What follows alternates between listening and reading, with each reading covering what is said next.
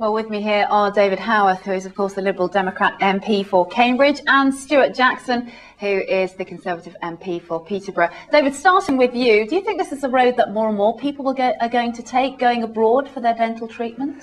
Well, it looks as if it is. I think what it illustrates is that there is a shortage of dentists in this country. Whatever the government says, this wouldn't be happening if we had enough dentists here. Because, of course, the government says that there isn't a shortage of dentists, that there are over 19,000, and that's absolutely fine. That's right, but from the government's own figures and studies, we know that if a dentist were to move from the NHS to private practice and charge patients 5 times more, they can take the patients with them. So what that illustrates is that there aren't enough dentists. 2 dental schools closed under the previous government. The present government has just announced an extra one to be created, but nevertheless there aren't enough dentists coming through the system. Stuart Jackson, in Peterborough, in your constituency, several city centre practices that I've heard about have actually decided to opt out of NHS care, leaving some people short of a service. How do you feel about that? I think it's very poor, and I think we should remember that in 2000 Tony Blair told us that everyone would be able to have access to an NHS dentist, and that's another broken promise, unfortunately. We, before Christmas, saw 34,000 people in my constituency in the city of Peterborough deregistered as NHS dentists, and this is a symptom of the appalling mismanagement by this government of the new dental contract. You say that, but David Howarth, as I understand it, the government's actually upped the fees to dentists by around 13%. Some people are accusing the dentists of being greedy.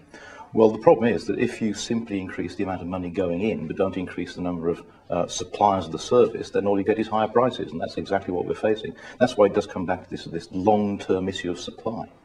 Stuart Jackson, do you agree with that? Do you think that's where the problem lies? I think the problem lies in that there's a credibility gap between what ministers say in Parliament and on the media about these new initiatives and gimmicks coming forward and what actually gets delivered on the ground. And what's being delivered on the ground is fewer and fewer people are being able to access NHS dentists. The government doesn't want the bad publicity, people queuing around the block to sign up. So now they're resorting to underhand tactics like hotlines where people are told where secret NHS dentists are. It's ridiculous. It's not like the way to run a proper NHS service. Do you feel that some of these dentists can be accused of being greedy and that being justified?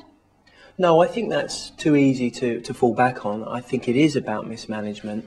It's about the whole top-down bureaucratic approach by this government, not trusting local professionals, and I think that's at the root of this particular issue.